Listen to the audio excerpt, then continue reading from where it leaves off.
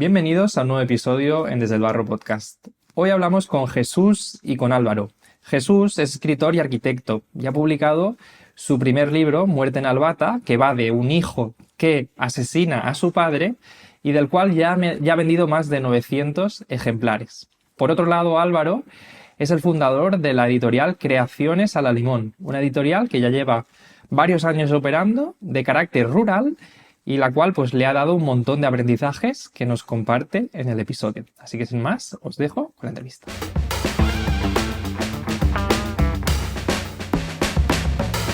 Pues bienvenidos a un episodio más en Desde el Barro Podcast. Hoy tenemos a dos emprendedores, ahora me diréis si os gusta esta etiqueta o no, Jesús y Álvaro, pero venimos a entrevistar a dos etapas o dos partes de la cadena de valor de la literatura en general. Hoy tenemos con nosotros a Jesús, que es escritor y arquitecto. ¿Qué tal, Jesús? Hola, Onofre, ¿qué tal? Un placer estar aquí en el podcast. Bienvenido. Y tenemos también a Álvaro, que creo que eres archivero de formación, pero fundador de la editorial Creaciones a la...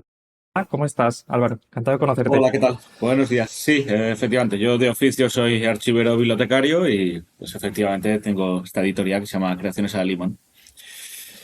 Súper bien. Vamos a hablar primero un poco más de la editorial y al final hablaremos más de tu libro, Jesús. La idea es un poco, yo os haré muchas preguntas y pensad que la audiencia es gente intentando montar cosas, ¿no? Emprender en general, en una primera etapa. Entonces todo lo que sea dar que ayuden a la educación, digamos, de estos emprendedores, pues yo creo que fenomenal, ¿vale? Y yo, por empezar por el principio, Álvaro, preguntarte un poco qué es Creaciones a la Limón. Cuéntanos. Sí, pues Creaciones a la Limón es una editorial que se define como una editorial rural, es decir, somos una editorial que apostamos por lo rural, pero con la diferenciación de que lo hacemos desde lo rural. Entonces, la idea en la que nosotros insistimos. Porque de unos años a esta parte, con todo el tema de la manida despoblación que se ha hablado tanto estos últimos años, ha habido como una especie de boom de escribir, publicar, hablar, referirse a lo rural. Y bueno, nos dimos cuenta desde el primer momento que, como solía ocurrir, había una especie de, yo le llamo despotismo urbano en el que se hablaba de lo rural desde la ciudad con el prisma y la visión de la ciudad. Entonces creamos esta editorial con la necesidad de que los discursos nacieran desde lo rural. Ese es un Qué bueno. poco... Sí. Álvaro, ¿nos puedes contar cuántos años lleváis operando, un poco cuántos libros tenéis publicado, por también se ubique en el espacio temporal, digamos? Sí, yo empecé en verano de 2023 con la editorial y llevamos ahora mismo unos 10 libros publicados, ¿no? 10 publicados.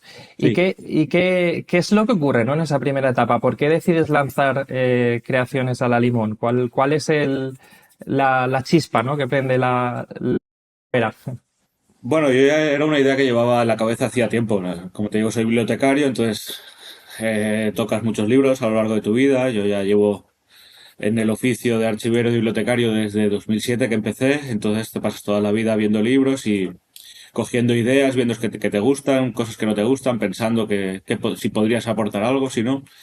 Y sobre todo el hecho de, yo soy también de esa generación, como Jesús, hablaremos luego más adelante, como tanta gente, que hemos sido expulsados de lo rural, precisamente por ese discurso que viene ya de largo, en el que ha sido muy denostado lo rural, siempre se ha hablado mal de lo rural y la generación, en mi caso, de nuestros padres fue expulsada de lo rural de alguna manera por ese discurso, porque ellos sentían que les agobiaba, sentían que en la ciudad iban a encontrar las oportunidades que aquí no tenían, con esa falsa idea de libertad que se les vendía de la ciudad. Entonces yo, como te digo, hace unos años tuve la oportunidad de regresar a lo rural y al regresar pues me di cuenta, conocí gente, conocí historias, conocí relatos que me parecían interesantísimos y que no estaban siendo reflejados o en ocasiones lo hacían con, digamos, con unos trabajos editoriales poco cuidados y sentía la necesidad de editar ese tipo de materiales. Ese fue un poco Claro. el origen. Álvaro, ¿serías capaz de contarnos, de bajar al barro un poquito en el sentido de qué ocurre en esos primeros días, ¿no? O sea, a ti te entiendo que la pasión de lo que estás diciendo, ¿no? De dar visibilidad a lo rural versus lo urbano, a lo mejor, o lo de la ciudad, eso te mueve, pero ¿en qué se traduce en pasos concretos, ¿no? ¿Buscas autopublicas tú algo? ¿Buscas a un primer escritor o escritora? ¿Cómo funciona esos primeros pasos editorial? En mi caso es un poco complejo porque como yo cuando decido empezar con la editorial, yo, como te digo, tenía mi trabajo. Yo tenía en ese momento la suerte de que trabajaba media jornada y con media jornada yo necesitaba un complemento extra. Entonces fue un poco también la motivación de empezar con la editorial. Pero es cierto que es muy complicado tener un trabajo a media jornada y una dedicación parcial a la editorial, porque la editorial trabajo yo solo. Yo me encargo de todas las funciones dentro de la editorial, la distribución, la venta directa, los libros, ahora hablaremos un poco de eso, supongo, son libros Sí. muy trabajados a nivel de contenido, a nivel de diseño. Entonces, la verdad que el proceso fue complejo, fue difícil porque aparte yo me lancé al barro, como dices, sin ningún tipo de formación, de capacitación, sin conocer absolutamente nada del mundo editorial. Yo algo me decía por dentro que necesitaba hacerlo y que lo quería hacer y tuve la suerte en mi primer libro que, como te digo, en ese proceso de ruralización, en ese proceso de trabajar en el mundo rural, tuve la suerte de conocer a una persona, a dos personas, a Casimir Romero y José Fajardo, que son los autores de los dos primeros libros que publiqué, que son dos personas muy conocidas y que ya tienen, aunque no habían publicado libros en la manera en que los iba a publicar yo, sí tenían muchos seguidores y eran personas muy conocidas que tenían público. Entonces yo sabía que apostaba por libros que tenían realmente posibilidad de venderse. ¿Cómo se llaman estos dos libros? Uno creo que es Cuando canta la garlocha, si no me equivoco, ¿no? Sí, efectivamente, el primer Eh, libro que publicamos es Cuando canta la garlocha, de José Fajardo, que con lo que hablamos por romper un poco esas dinámicas, ¿no? Yo hablaba con un chico que tiene una editorial, una librería en Madrid, y él alucinado dice, pero ¿cómo vas a publicar un libro sobre conocimiento etnobotánico divulgativo en Castilla-La Mancha? O sea, era algo que no le entraba en la cabeza desde su perspectiva de capital de Madrid, era como, esto no. Y al final ha resultado un libro con una acogida maravillosa, del que llevamos ya 1.500 libros vendidos, ahí lo tiene Jesús, y que está gustando mucho, la verdad. Y el segundo libro es el de Casimir Romero, que lo mismo, Casimir es un maestro jubilado con una capacidad de divulgación enorme, que la gente le tiene mucho aprecio y mucho cariño, y la verdad que ha salido un libro con muy buena acogida. claro. Es el otro. Sí, que Cuina por Nostra. añadir yo, y así, ya que estoy aquí también, que es curioso, ¿no? Porque se habla de lo rural, pero, por ejemplo, Álvaro y yo, que no lo hemos explicado, somos o provenimos de una comarca valenciana que se llama Utiel-Requena, ¿no? O la plana de Utiel-Requena. Entonces, es algo muy importante, ¿no? Que es una zona, pues, que hay partes que están sufriendo la despoblación, ¿no? Hay algunos pueblos que, bueno, es una de las zonas más afectadas por la dana Claro. de Valencia, ¿no? Y bueno, por poner un poco Y en por, contexto de dónde somos también, ¿no? claro, escogéis la zona porque sois de ahí, entiendo, Álvaro, o por otro motivo, no, porque sois de ahí. En un principio yo empecé viviendo en Cortes de Pallás, en el Valle de Ayora, me salió trabajo allí y luego por una serie de circunstancias ya regresé al pueblo, a los orígenes, aquí a San Antonio de Claro, Requena, que es una aldea de Requena. claro. Y Álvaro, por hacer un poquito de doble en en estos primeros pasos, hablas con José Fajardo, ¿no? Rodríguez, ¿cómo funcionan estas conversaciones, ¿no? ¿Qué es lo que buscas tú? ¿Qué es lo que busca él? ¿Cómo le convences de que, oye, vamos a publicar un libro a través de esta editorial que está empezando, todavía no tenías mucho recorrido, ¿no? ¿Cómo generas esa confianza en esta persona? ¿Qué es lo que pensabas tú ahí? Sí, en este caso fue a la inversa. Fue José, yo lo conocía precisamente de Cortes. Él había venido haciendo. José es un etnobotánico muy conocido en Castilla-La Mancha. Él está con un grupo de trabajo y lleva ya 30 años recorriéndose toda Castilla-La Mancha con Alonso Verde y con otra serie de personas. Él trabaja yendo a aldeas muy pequeñas, a pueblos muy pequeños, recopilando conocimientos tradicionales vinculados a lo Qué rural, bueno. y a las plantas especialmente, pero en general rural. Y como te digo, yo lo conocía de Cortes de Pallás, que allí había iniciado una investigación, habíamos hecho unos trabajos sobre etnobotánica en Cortes, y yo en una conversación informal pues le dije que me rondaba la idea de la editorial, que quería hacer algo, que todavía con una idea muy verde. Y al cabo de un tiempo fue él el que me llamó y me dijo, oye, como sé que estás con esto de la editorial, te estoy preparando unos textos y me ofreció publicarlos. Y claro, para mí fue una oportunidad maravillosa porque yo sabía que era justo lo que yo Claro. quería publicar de una persona a la que yo le tengo mucho aprecio y aparte, pues crematísticamente, pues sabía que era un libro que iba a tener salida también. Claro. Seguramente teníais pasiones un poco compartidas, ¿no, Álvaro? En el Sí, sí, sentido sí. de que tú querías poner en valor lo rural, como comentabas antes, ¿no? Y él iba a pueblos, ¿no? Recopilando sabiduría popular, no sé si llamarlo así, ¿no? O historias Sí, de pueblos y demás, ¿no? efectivamente, sí, teníamos esa coincidencia, ha sido esa coincidencia. Y luego, pues, además, no sé si... Yo no entiendo absolutamente nada del mundo empresarial. Yo soy una persona muy informal, pero formal en un sentido, y es que con las personas con las que yo trabajo, como el mundo editorial siempre se ha prestado por parte de los autores muy maltratados, ya no tan, quizás no sé si por las editoriales, sino porque incluso legalmente están muy desprotegidos. Y porque como el negocio del libro es tan difícil, con unos márgenes tan estrechos, la figura del autor la Claro, verdad es que ha quedado en un estado así. Y yo siempre he trabajado fiscalizando absolutamente todo. O sea, quien trabaja conmigo sabe todos los gastos que hay, sabe todo el esfuerzo que hay detrás, conoce las ganancias. Entonces yo, en ese claro, sentido, siempre he trabajado con mucha claridad. claro. La siguiente pregunta se la voy a hacer a Jesús, porque Álvaro puedas ver cuál es la opinión de Jesús, ¿no? Que creo que es interesante ver la perspectiva de un libro que tú has lanzado en tu editorial, pero a través de otro, ¿no? Estoy haciendo aquí los números, 20.000, 2.000 ejemplares vendidos de este libro, de Cuando canta la garlocha, me parece que son 20 euros el libro, son 40.000 euros facturados. Y quería Ujú. preguntarte, Jesús, ¿cuál crees que es la clave para que se hayan vendido 2.000 ejemplares de este libro? Del de Fajardo, ¿no? Sí, Bueno, yo, Perdón, de Fajardo son 1.500, 2.000 son de Cuina Nostra, sí, pero bueno, un más o poquito menos. menos, 30.000 euros de facturación. ujú. Bueno, yo creo que la clave, hay diferentes claves, ¿no?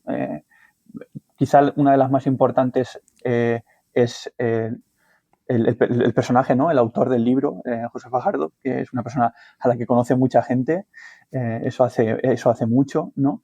Y luego creo que también hace mucho cómo está trabajado el libro, ¿no? Es decir, eh, mm, el libro en el momento lo tiene alguien que conoce a Fajardo, ¿no? Seguramente ahí hay algo de decir, ostras, este libro que han hecho, que han trabajado, merece la pena que lo tenga mucha más gente, ¿no? Entonces, eso hace mucho, creo que es el boca a oreja, ¿no? Que se dice, es de lo que, según pienso yo, ¿no?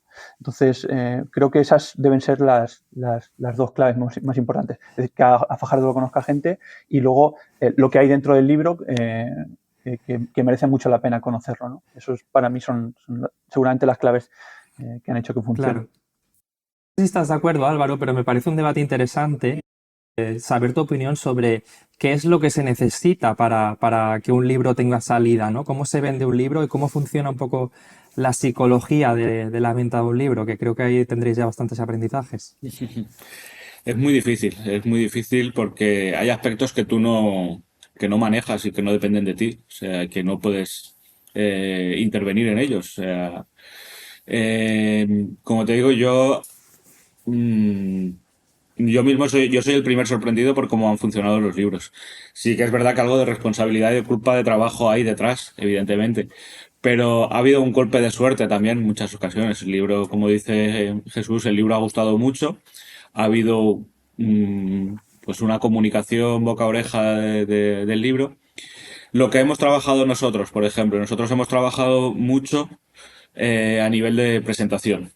Nosotros, como te decía antes, hablamos de este discurso de lo rural, pero precisamente lo que notábamos eran dos cuestiones. Que cuando se hablaba de lo rural, eh, los discursos de lo rural, como te decía antes, nacían desde la ciudad, pero también se daba la Ujú. paradoja de que cuando se hablaba desde lo rural, se hacía para vender a un público que habitaba en la ciudad.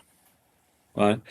Porque toda la arquitectura cultural con este proceso de abandono de lo rural ha desaparecido en gran medida, porque hay toda una serie de legislación que pone muchas trabas al desarrollo de la lectura, de la cultura en el ámbito rural, y se daba la paradoja de que los libros que hablan de lo rural están pensados para un público que habita en la ciudad. Entonces nosotros lo que hemos Claro. hecho es trabajado muchísimo, nos hemos pegado muchas horas de curro, haciendo muchas presentaciones en pueblos pequeños. Hemos ido recorrido el País Valenciano, Castilla-La Mancha, hemos ido a muchísimos sitios y hemos ido, Qué pues, por bueno. decirte un ejemplo, nosotros hemos ido a Casas de Guijarro, en La Manchuela, y es un pueblo con 100 habitantes donde te han venido 30 personas a una presentación de un libro. Porque es gente que las historias que nosotros contamos les atraviesan. Porque es gente que no tienen una oferta cultural diaria saturada como en la Claro. ciudad y cuando de repente les ofreces algo, lo acogen con ganas. Y cuando además te acompañas de gente como Casimiro, como Fajardo, que son personas entrañables, que tienen un discurso muy bonito, pues además llama todavía más. Claro. Quería preguntarte, porque entiendo que hay una limitación sobre lo que son las grandes franquicias, ¿no? De la Casa del Libro o las grandes compañías, ¿no? Que tienen seguramente copadas los mejores sitios de librerías, ¿no? En ciudades y demás. ¿Hasta qué punto esto es un poco la causa de que no lleguen libros locales, ¿no? Al público de la ciudad también? Y luego por la ciudad también extiendo esta dinámica, digamos, a Internet, ¿no? Porque las compañías más grandes suelen tener más capacidad de hacer venta online, ¿no? Con lo cual, de alguna forma, Ujú. también se extiende, ¿no? Sí, el mundo del libro yo no lo conocía. Yo te digo, yo me lancé. Yo sabía que era arriesgado porque los márgenes, tú hablabas de esa cifra de facturación, pero los márgenes son mínimos. O sea, tú piensas Ahora te preguntaré por que... eso. Vale, pues ahora hablamos un poco de él. Pero si nos vamos al tema de las... relacionado con eso, aunque luego lo hablemos más tranquilamente, yo, por ejemplo, yo no trabajo con distribuidora. ¿Sabes? La venta me la hago yo venta directa y la relación con las librerías la hago yo directamente. O sea, yo descuelgo teléfono a librería, una librería que no me conoce, le tengo que decir quién soy, que no sabe absolutamente de mí, nada de mí, y confiar que esa librería quiera venderme los libros, que es muy difícil porque hay miles de editoriales. Entonces, pues yo al principio era puerta fría, yo me presentaba en la librería con mis libros y me ha pasado situaciones de todas. Yo he llegado Qué a una bueno. librería y decirle si le interesaba vender mi libro y decir, no, no, yo es que solo trabajo con distribuidoras, lo cual yo entiendo porque al final para una librería es mucho más cómodo trabajar con... Y estar ofreciéndole mi libro y un cliente que estaba detrás mío, decirles, ¿me enseñas el libro? Enseñárselo y decirle, lo quiero comprar y decirle al librero, bueno, pues se lo vendes tú y tu 30% o se lo vendo yo. ¿Sabes? Ajá, ostras, qué Son bueno. anécdotas que me han pasado. Porque como decía Jesús, nosotros nos diferenciamos también mucho por la calidad de los libros. Hemos trabajado mucho el diseño del libro, está muy trabajado. Ya el contenido que lo acompañe muy bien a nivel gráfico en todos los sentidos. Entonces, pues es una de las partes complejas. Yo no puedo competir con las grandes editoriales, desde luego. Pero aún así creo que Claro. estoy en unas cifras muy buenas. Sí, ahora hablaremos un poco de edición, lo está enseñando ahí Jesús, ¿no? Que yo creo que tenéis un estilo muy marcado, no es que yo sea un experto en el tema, ¿no? Pero se percibe calidad, se perciben muchas ilustraciones, se percibe diferente, ¿no? Respecto a lo que sería el típico libro, yo creo que encuentras en la casa del libro, por así decir. Eh, pero quería preguntarte, claro, porque has mencionado el tema de las distribuidoras como algo que no colaboras con ellas o no. Explícame un poco esto, ¿por qué no? Y eso, o sea, ¿qué quiere decir esto? Que si yo monto una editorial mañana, existen unos canales, ¿no? A los que puedo acudir, ¿no? Unas compañías que de alguna forma pueden hacer o intentar la distribución, ¿no? Pero en tu caso, has dicho que no, quieres ir directo a librerías, ¿no? ¿Por qué es así? Hasta ahora yo he dicho que no y he conseguido funcionar sin distribuidora. Por una parte, porque siendo una editorial pequeña era muy difícil llegar a una distribuidora, no sabía cómo funcionaba esto y por la cuestión de los márgenes. Como te digo, yo soy una persona, me gusta ser una persona justa con la gente que trabaja y que la gente que trabaja cobre lo que tiene que cobrar. Entonces, el primer libro de Cuina Nostra había un trabajo de ilustración muy potente. Si yo quería pagar ese trabajo de ilustración, yo no podía jugar con los márgenes que me pedía una distribuidora. Tú piensas que cuando yo vendo un libro, el 30% es para la librería, el 20% para la distribuidora, ya tenemos el 50% del precio de venta al público que se va. Ahí tienes que meterle luego los gastos de producción del libro, impresión, derechos de autor, de ilustradora, gastos indirectos. La estimación se hace que con suerte el editor se lleva un 5%, con suerte. ¿Y el autor? Y el autor, por ley, le protege un 10%. La ley Un le protege al 10%. autor con un 10%. Interesante. Luego ahí entras las negociaciones que tú quieras. Hay autores que pueden decidir prescindir de ese 10% porque están jubilados, porque no necesitan el dinero, confían en ti, te quieren apoyar, quieren que gane un poquito más la ilustradora que sabe que está en una situación más precaria. Ahí entra, cada caso Claro, es una casuística. claro. Yo también ese 10% al prescindir de distribuidora y cuando hay una implicación muy grande por parte del autor, que el autor es en buena parte responsable de la venta de los libros, porque como te digo, hacemos mucho desplazamiento, mucha presentación, e intentamos ampliar ese 10% para que sea justo, porque él también tiene, no solo ha escrito el libro, sino que tiene un desgaste muy grande en la presentación de los libros. Cada libro se negocia pues un poco según las necesidades, según cómo funciona. Es un diálogo al final y yo creo que siempre desde la cercanía.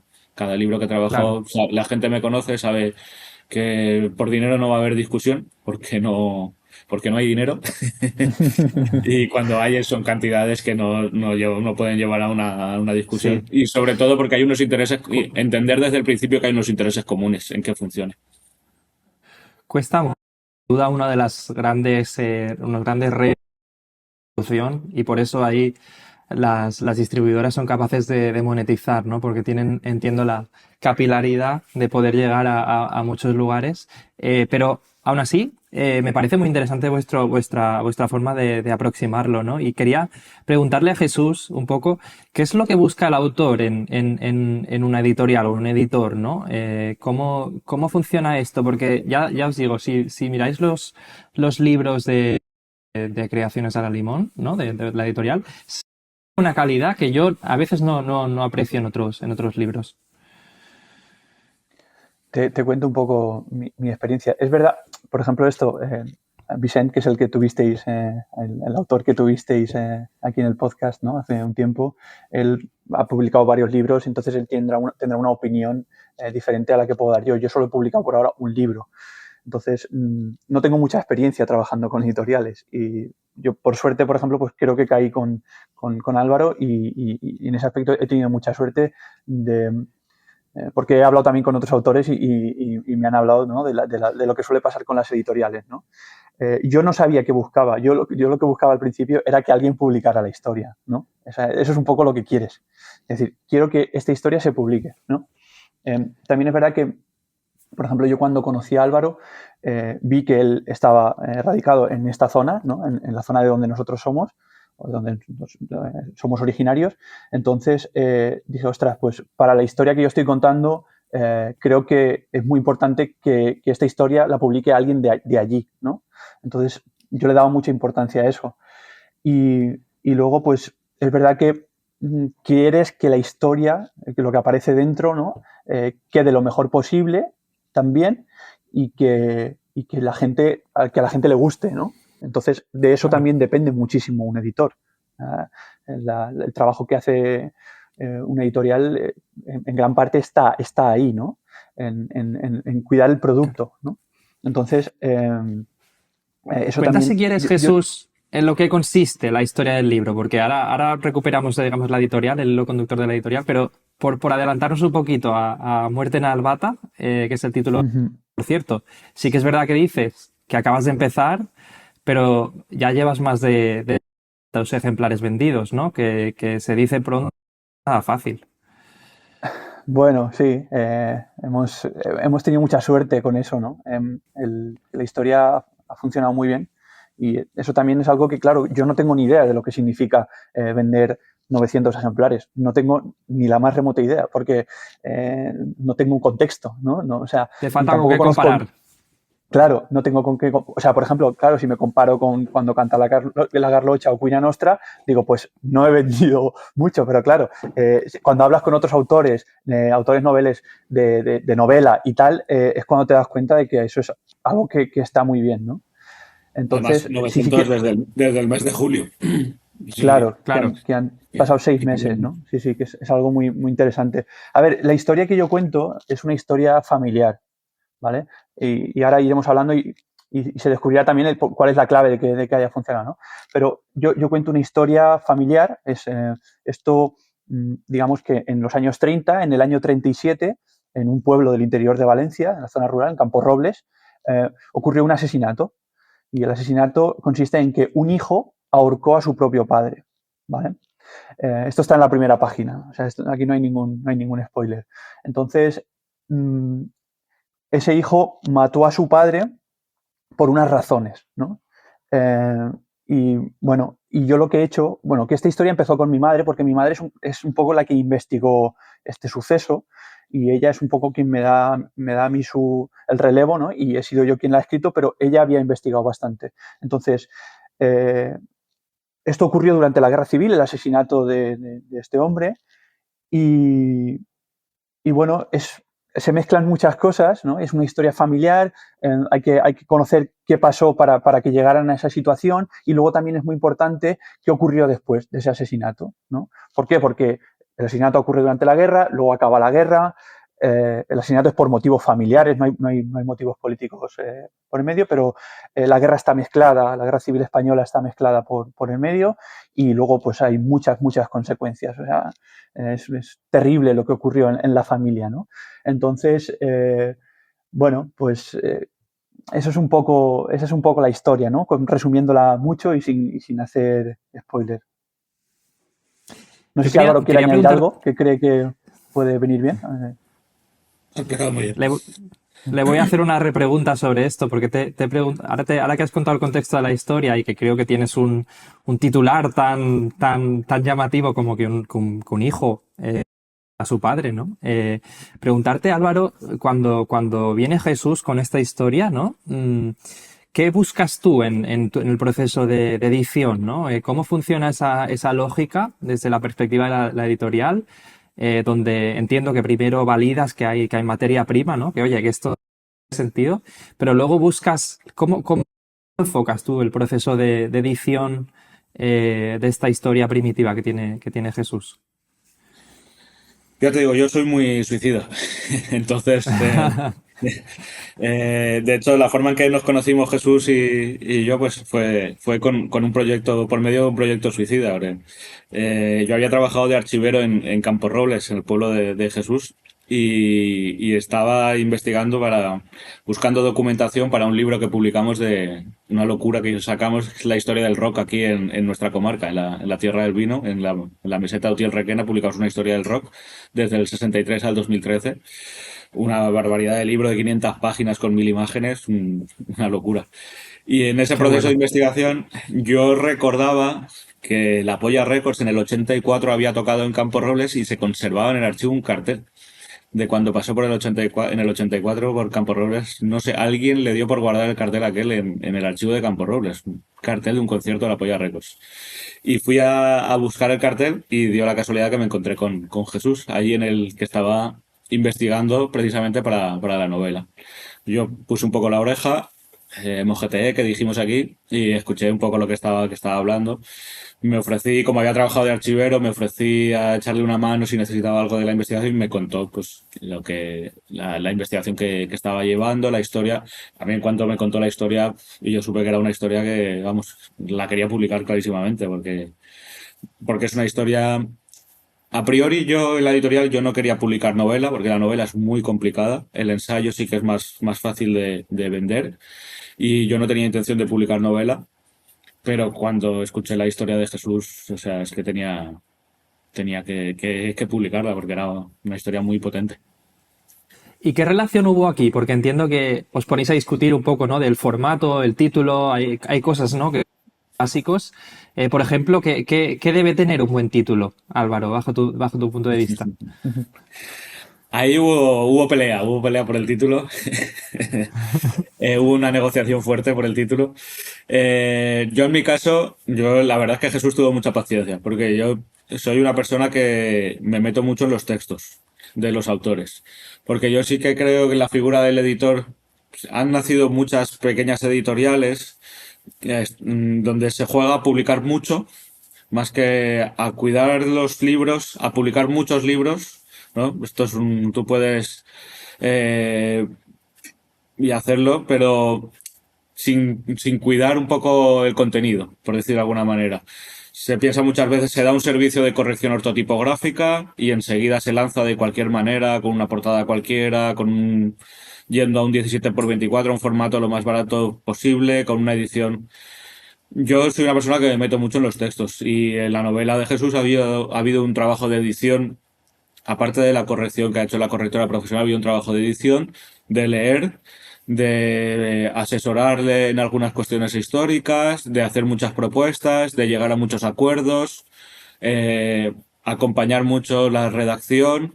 En ese sentido se ha trabajado mucho.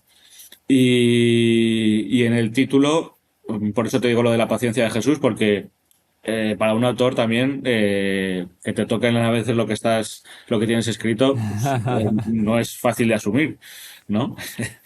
Sobre todo por eso, porque estamos acostumbrados a que al autor se le admita todo y se ha perdido esa parte del editor, ¿vale? Que yo creo que se echan falta muchas veces. Y respecto Sí. al título, yo creo que te lo puede contar mejor Jesús ahí, porque es una cosa familiar suya.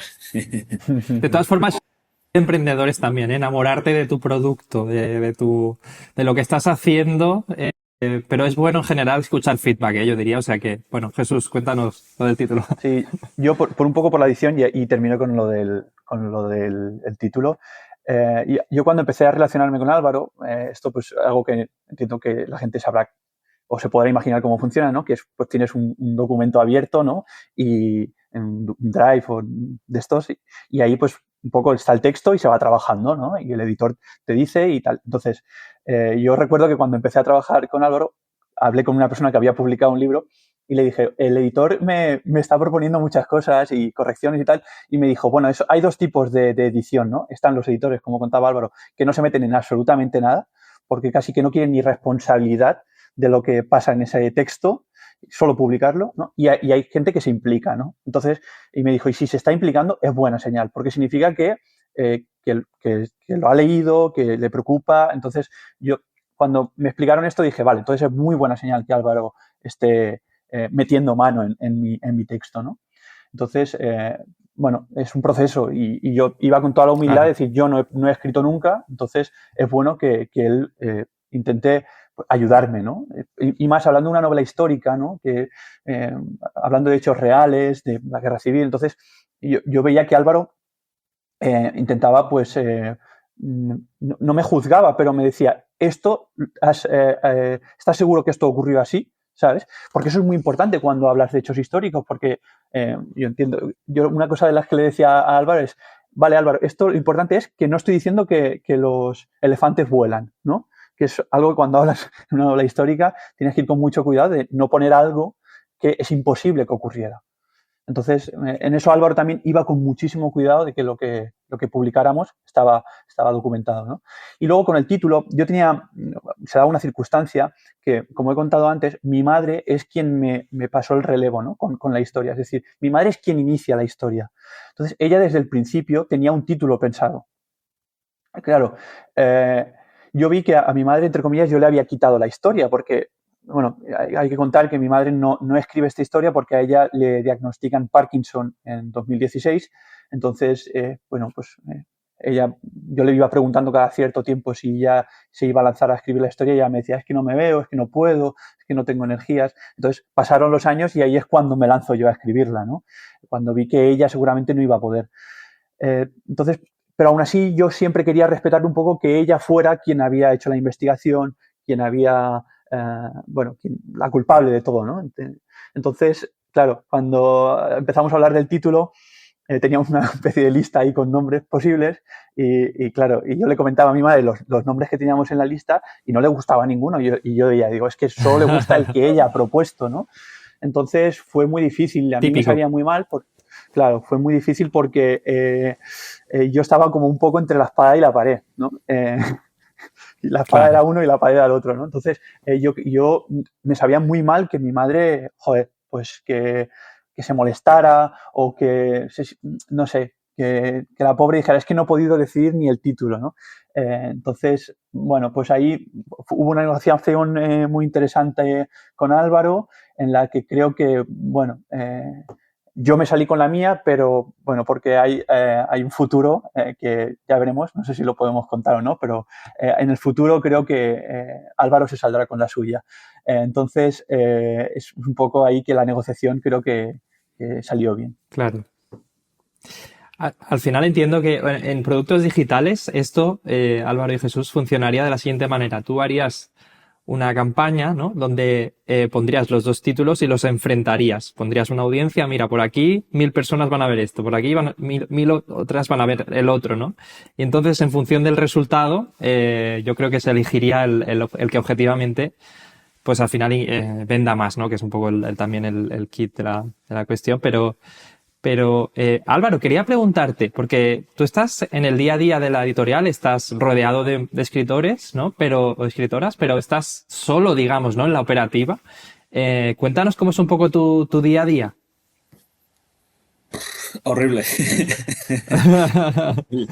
La verdad es que ahora mismo con una sobrecarga de trabajo muy grande, que obliga a replantearse muchas cosas. Porque como te decía, yo estoy trabajando sin distribuidora, pero mis libros se están vendiendo en 80 puntos de venta. Entonces, yo me encargo de la edición y producción de los libros, me encargo de esa distribución, me encargo de toda la facturación, me encargo absolutamente de todo, de toda la promoción, todas las funciones recaen sobre mí. Y eso con otro trabajo a media jornada, o sea, te puedes hacer una idea que está llegando a un O sea punto que, insostenible.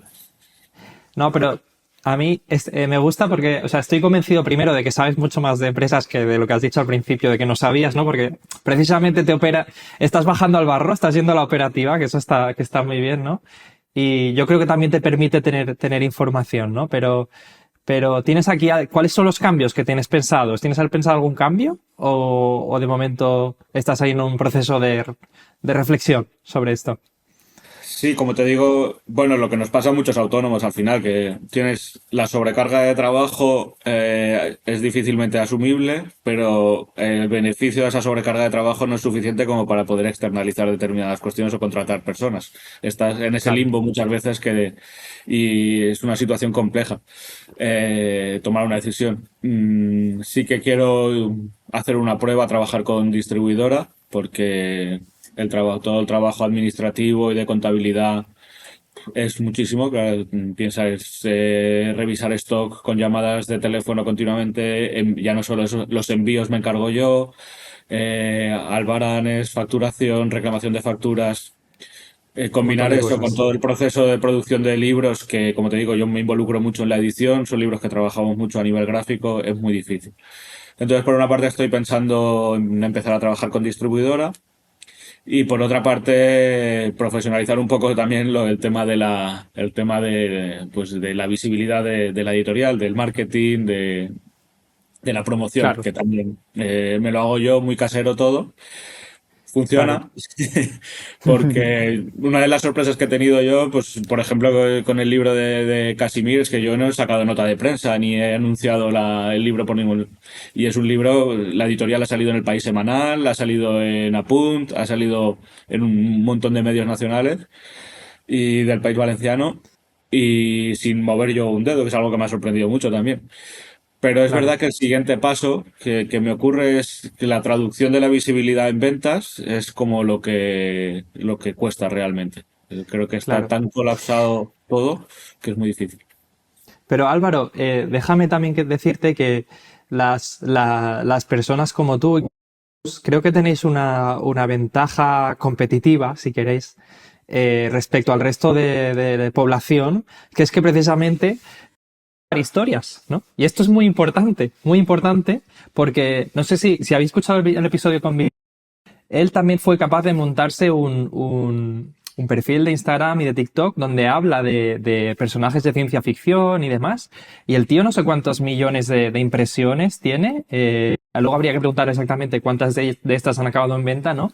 Pero tiene una capacidad muy buena de contar historias, que al final esto es innato, ¿no? Es de todas las personas. Todos nos encanta escuchar historias como la que acaba de contar Jesús, ¿no? Del hijo que cuelga al padre. O sea, yo creo una característica muy buena.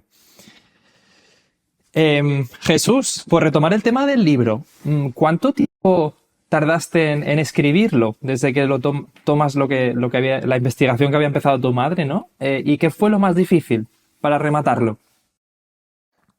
Mira, yo empiezo a escribir el libro a finales o a principios de abril de 2024 y diría que termino o concluyo más o menos, o sea, empiezo en abril, conozco a Álvaro en junio o por ahí. O sea, yo cuando conozco a Álvaro aún no había terminado el libro, que eso fue también importante. Y luego digamos que lo que es mi parte, es decir, concluir el argumento, todo el texto, acabaría en noviembre o por ahí, noviembre del 24. O sea que son unos 6, 7, 8 meses aproximadamente. Eso es lo que me costó. Claro, hay investigación, o sea, es investigar, escribir, investigar. Por ejemplo, hay partes, yo iba escribiendo del final hacia el principio, porque conocía el final y lo que menos conocía era el principio de la historia, entonces tenía que investigar, que también es muy curioso el proceso de investigación y tal. Y bueno, me costó, sí, eso, 7 u 8 meses. Y luego también lo más complicado para mí fue el unir todo lo que iba escribiendo, porque yo escribía como escenas, ¿no? O capítulos, es decir, yo me iba imaginando cosas que habían ocurrido y para mí lo más complejo fue todo unirlo todo después, ¿no? Y que tuviera un sentido y que hubiera pues un orden de que la historia se entendiera al leerla, ¿no? Porque para mí lo más importante era entender lo que había ocurrido en esa historia, que es un poco lo que hice. Yo me puse a escribir para intentar conectar las zonas donde yo no entendía que había ocurrido. Es decir, pues voy a imaginarme que ocurrió esto. Que eso es un poco lo que pasa cuando escribes sobre hechos Claro. históricos, que lo novelizas porque quieres pensar un poco o entender qué pensaban esas personas cuando hacen lo que hacen, ¿no? Entonces, para mí lo más difícil es eso, intentar conectar toda la historia para que de principio a fin todo tenga un sentido. Eso es lo más complejo. Claro.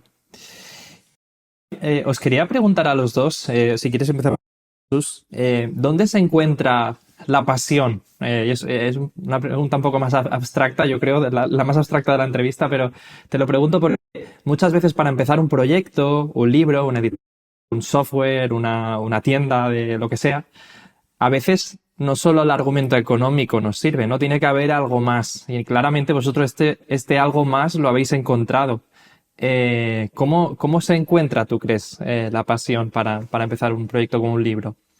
Claro, en mi caso yo no tenía, cuando empecé no tenía pasión por escribir, que eso es importante, porque hay gente que te puede decir, no, es que a mí me encanta escribir. Yo no sabía que me gustaba escribir, ¿no? Y lo descubrí también con el libro.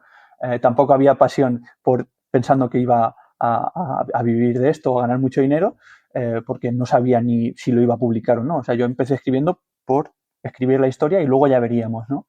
Entonces, para mí la pasión fue, yo diría que había yo sí que tengo una pasión que es la pasión por el conocer, ¿no? Por averiguar cosas, tengo una curiosidad desmedida, ¿no? Cuando encuentro sobre un tema, por ejemplo, ahora seguramente en los próximos meses me marcharé a vivir un tiempo en México y estoy ya intentando descubrir cosas de México, aprendiendo y tal, porque va en mí, ¿no? Yo quiero saber siempre y cuando me doy cuenta que no sé algo sobre un tema, es como que medio obsesiono y empiezo a leer, a ver vídeos, películas. Entonces, yo creo que la pasión mía es esa, ¿no? El descubrir, sobre todo, que puede parecer que escribiendo una novela no estás descubriendo, pero yo he descubierto un montón de cosas, como por ejemplo eso, que me gusta escribir y que me tranquiliza, que me ayuda. Entonces, no sé, eso es un poco lo que te diría yo.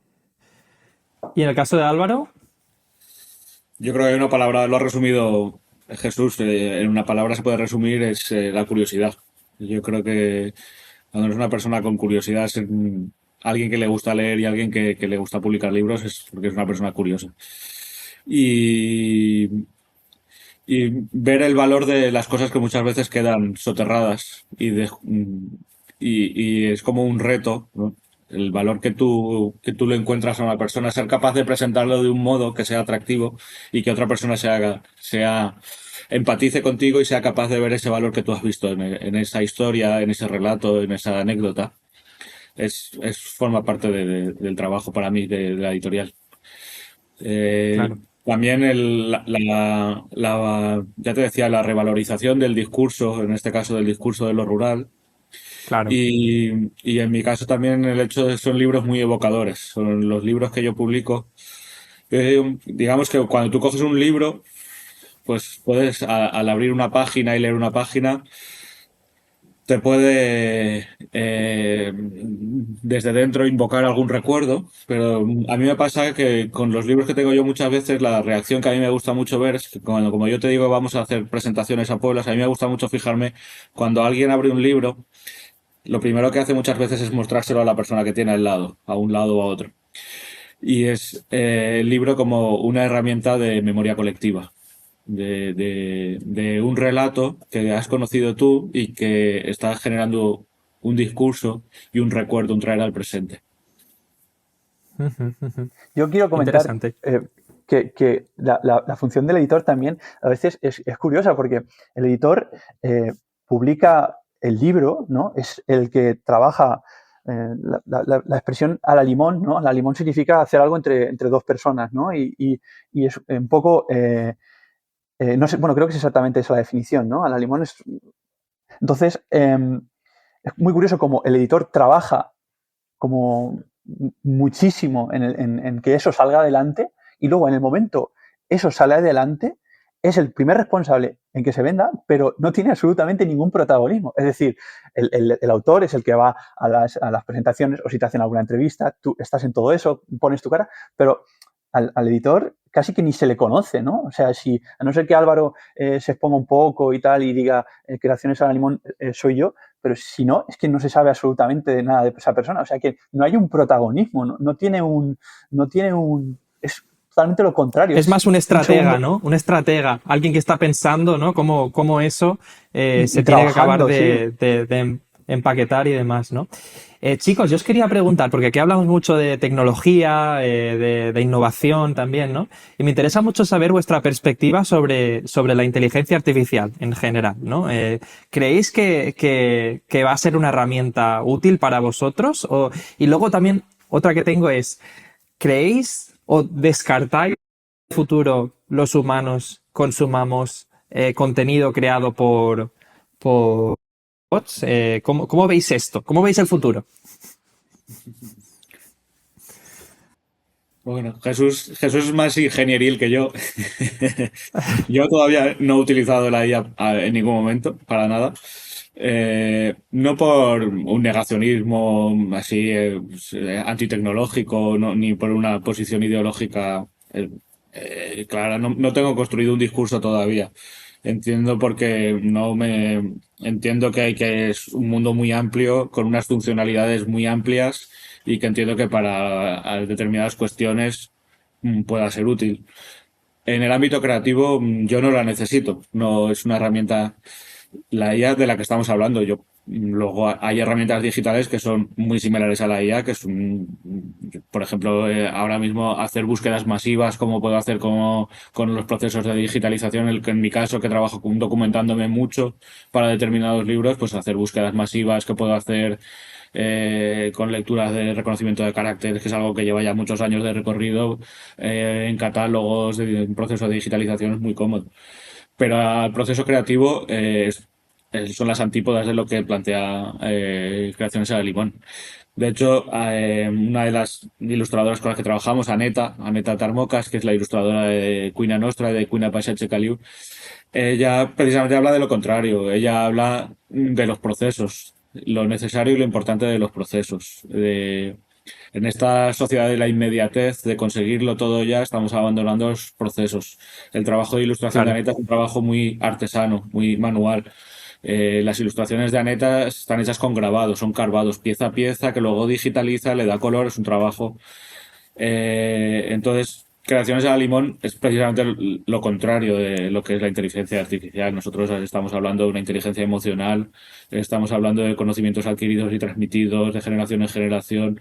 Entonces, no cuadra. A nivel, yo no sé, hablar con una IA cuando puedo descolgar el teléfono y hablar con Dani Olmo, que es el maquetador que trabaja con nosotros, y de repente tener un debate, me parece algo mucho más clarificante, mucho más humano, y que el resultado que vas a encontrar en el libro no tiene absolutamente nada que ver. Aparte de que volvemos a la cuestión también del dinero, de quién está ganando dinero con la inteligencia artificial, quién está dejando de ganar dinero y quién está devaluando Claro. su trabajo y su proceso de trabajo. Ujú. ¿Cómo lo ves tú, Jesús? Yo, yo estoy de acuerdo y además en el proceso de creación, porque a mí, claro, cuando yo empecé a escribir, ¿no? Hay gente que te pregunta, ¿no? Y dice, pero lo estás escribiendo con la IA y tal. Y claro, yo, por suerte, mi libro además es un libro que yo creo que sería imposible escribirlo con la IA, porque mi libro tiene una cosa muy, muy interesante y es que la forma de hablar de los personajes en los diálogos es respetando cómo se hablaba en el pueblo hace 100 años, ¿no? Cómo hablaba la gente, ¿no? Con esa forma tan castellana de utilizar las palabras, ¿no? Entonces, eso es incompatible hacerlo con la IA. Yo sí que, por mi trabajo de ingeniero, sí que incluso nuestra empresa es como que te incitan a utilizarla porque puede ayudar a agilizar ciertos procesos. Pero a mí me genera mucha desconfianza porque además con esa actitud donde está como es como un psicólogo, ¿no? En el que te da la razón en todo y todo está genial y eres buenísimo y todo es impresionante, pues yo sí que la utilizo en mi día a día en el trabajo y la he probado muchas veces con lo que yo hago es modelado en 3D y a mí no me puede ayudar porque no me puede ayudar y además cuando me dice algún proceso no tiene ni idea de lo que es lo que yo hago, pero luego aparte sí que la utilizo para preguntarle cosas, ¿no? Y sobre todo cuando, por ejemplo, le puedes preguntar si algo pudo pasar o no, por ejemplo, ¿no? En cuanto a hechos históricos, o qué pasó el 13 de tal, ¿tienes algo de información de qué pudo pasar el 13 de abril del no sé cuántos? ¿Sabes? Entonces, o sea, es como un Google muy mejorado que te ayuda un montón, ¿no? Entonces, en eso sí que creo que es súper útil. Creo que Vicent comentó algo parecido, es decir, que a la IA tienes que saber qué mandarle para, para que te ayude de verdad. Y creo que utilizar la IA para escribir, yo creo que no es otra cosa que engañarte a ti mismo. Y engañarte a ti mismo bueno, hay gente que le encanta engañarse a ellos mismos, ¿no? Vivimos en un mundo en que a la gente le gusta presumir de cosas que no hace y tal, pero creo que poder dormir por las Claro. noches con la conciencia tranquila es algo muy importante, ¿no?